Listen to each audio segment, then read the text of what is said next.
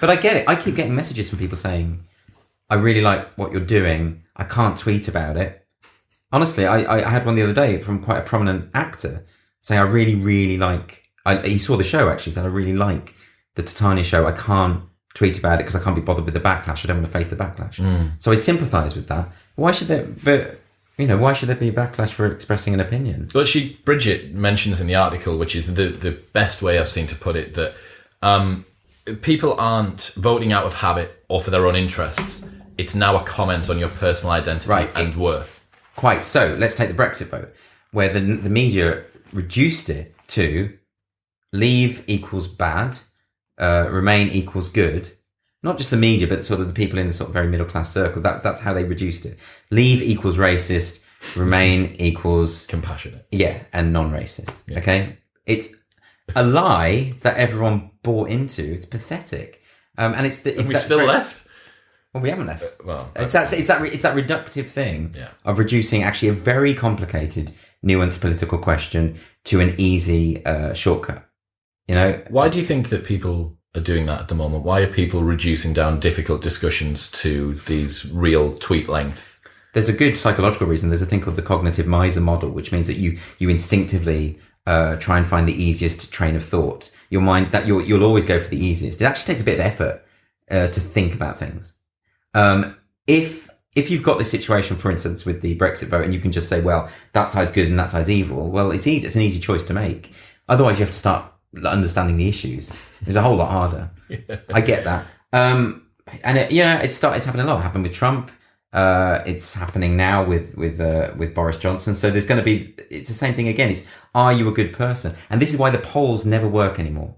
This is why no one predicted Trump. No one predicted Brexit. It never works because people have their opinions. They have two sets of opinions. They've got the opinions that they actually feel, and they've got the opinions that they know they can express in public.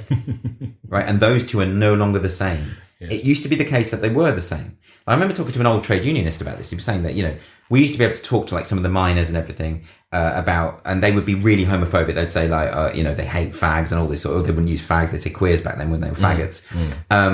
But they were right on all these other issues. And rather than balk at that and say, oh, well, you're obviously a fascist, I won't talk to you about anything. This guy was saying, well, what I'd say to them is, well, okay, you're right about these social issues and these economic issues. So can we now talk about your issues about sexuality? And then it became a discussion, and then people changed their minds. And that's a great thing to happen, right? But now, if, say, for instance, you've got one opinion that is not acceptable, say you are anti-abortion, right? So that, for many leftists, is like one of the sins. Cardinal sins. Right? So if you're in that, then suddenly we write you off completely. Yeah. So even if we agree on other things, it doesn't matter anymore. You're now the bad person. You're now an evil person.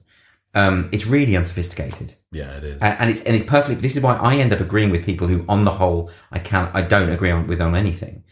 And for instance, let's take the free speech question, So I am not a nationalist. I would never vote UKIP on the basis that it's a nationalist party and I'm not nationalist. So fundamentally, I don't have anything in common with them.